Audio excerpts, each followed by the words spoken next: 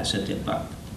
Pouliot, Guy Pouliot, avocat, qui était le troisième président du RIN, juste avant Bourgault. Guy Pouliot, je me rappelle comme quelqu'un qui apportait au mouvement la crédibilité d'être un professionnel, un avocat, un homme plus âgé que la plupart des autres militants qu'on était, puisqu'on était vraiment une gang de petits jeunes, hein, en général. Pouliot, lui, c'était fait le protagoniste de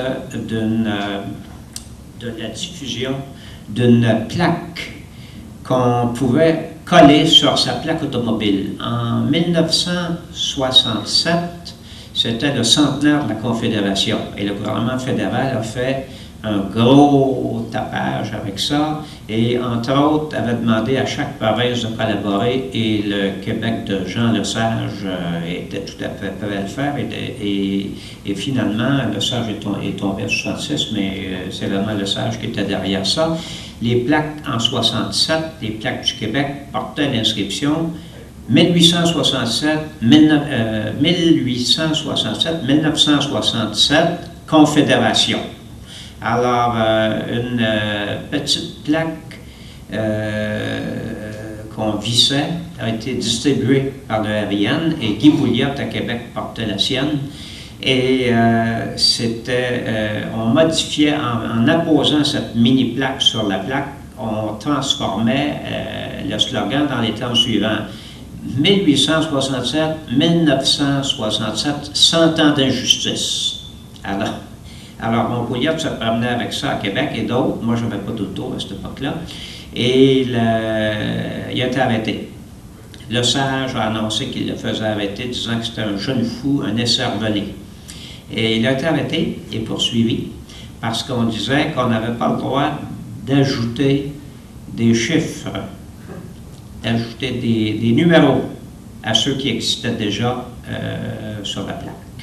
Alors, il est allé en cours avec ça de Mathieu que le 100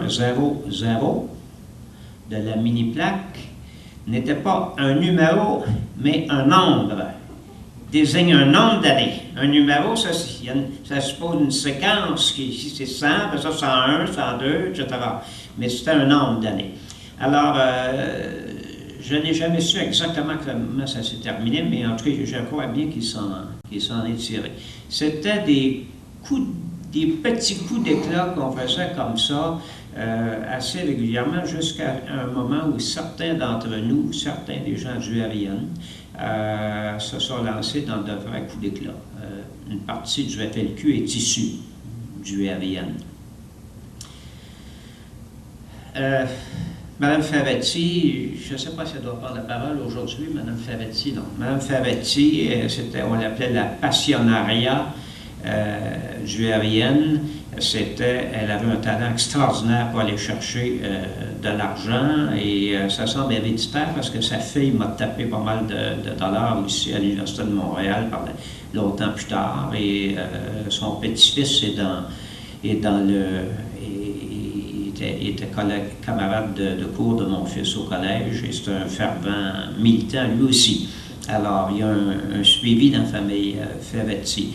Ferretti avait une passion extraordinaire pour parler de l'indépendance, du besoin de l'indépendance, de la nécessité de l'indépendance, de l'importance de l'indépendance pour nos enfants. Madame Guérin, grande solliciteuse d'argent aussi, très, très organisée. Vous savez, on dit le financement populaire des partis politiques, c'est René Lévesque. Bon, c'est pas vrai, c'est pas René Lévesque, c'est le RIN. C'est vraiment le RIN qui a été le premier parti qui se finançait entièrement par des dons populaires. Et les chèques post-datés, mensuels, là, ce système-là, c'est vraiment Ferretti, Guérin et d'autres au RIN et Renault qui l'ont mis sur pied. Le financement populaire au Québec, on doit ça au RIN. Le RIN a été les mérites du RIN, c'est vraiment d'abord d'avoir été marqué une rupture avec le nationalisme canadien-français traditionnel. on s'est projeté avec le RIN dans un autre univers que celui du système canadien. Et en faisant cela aussi, on s'est tourné vers l'ensemble de la population du Québec, puisqu'on restreignait notre action au territoire du Québec. Et comme je l'ai dit tout à l'heure, on a commencé à s'intéresser en particulier à la francisation des immigrants. Je me rappelle de vive dénonciation de l'exédophobie par Pierre Bourgault.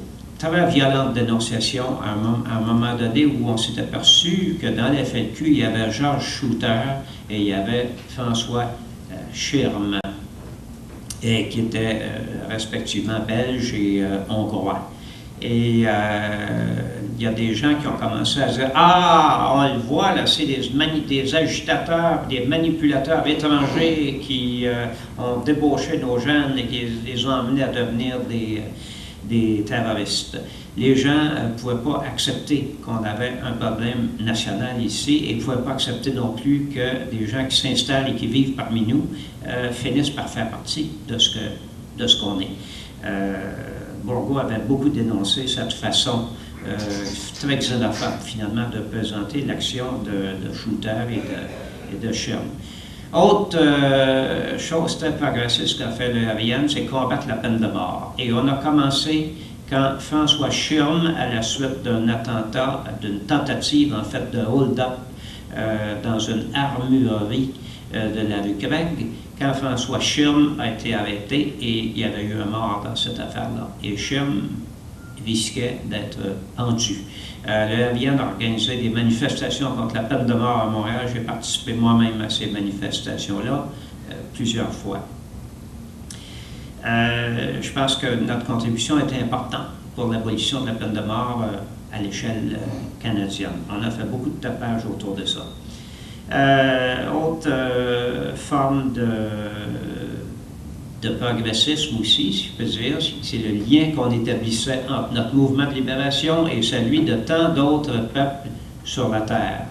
En particulier, pour ce qui est du Vietnam, le RIN a participé énormément à des manifestations contre la guerre du Vietnam. On était très présents dans ce dossier-là également. J'ai parlé de plusieurs personnes, on me laisse pas beaucoup de temps, je ne peux pas élaborer beaucoup, mais je ne peux pas, évidemment, parler du rôle extrêmement central de Pierre Bourgault. Et pour en parler, je ne trouve rien de mieux à faire que de vous lire les propos que je tenais au sujet de Pierre Bourgault lors de ses funérailles dans l'église Notre-Dame à Montréal.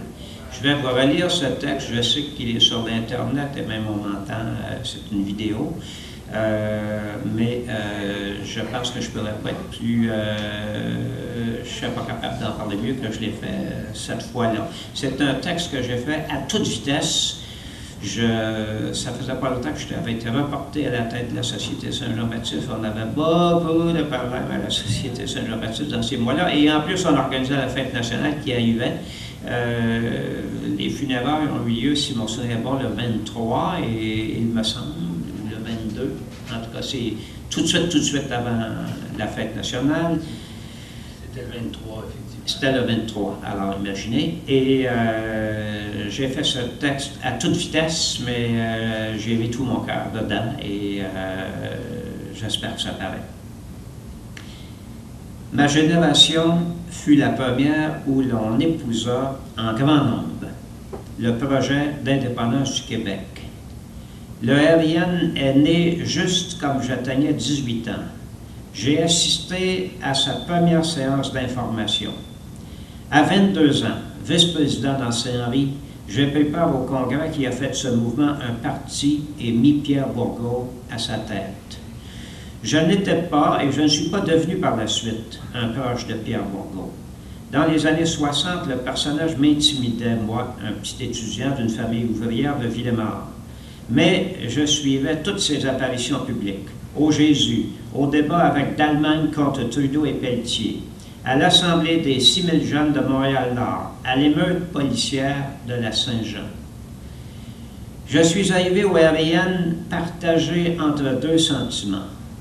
D'abord et surtout, celui inculqué à nos aînés, selon qui tenter d'échapper à notre sort de peuple vaincu et occupé, c'était impensable. J'allais au RIN rencontrer des fous qui prêchaient le contraire. J'y allais avec d'autres parce que l'impensable, nous commencions à y penser, malgré nos craintes et nos hésitations, à nous demander si nous n'avions pas le droit de rêver à un vrai pays gouverné par notre peuple, un pays français, et quand je dis français, ce n'est pas l'origine des gens qui me préoccupaient, je m'en fichais alors autant qu'aujourd'hui. Je ne m'inquiétais pas de leurs ancêtres, mais de leur descendance. Pour être plus clair, je m'inquiétais du choix de l'école que faisaient les immigrants.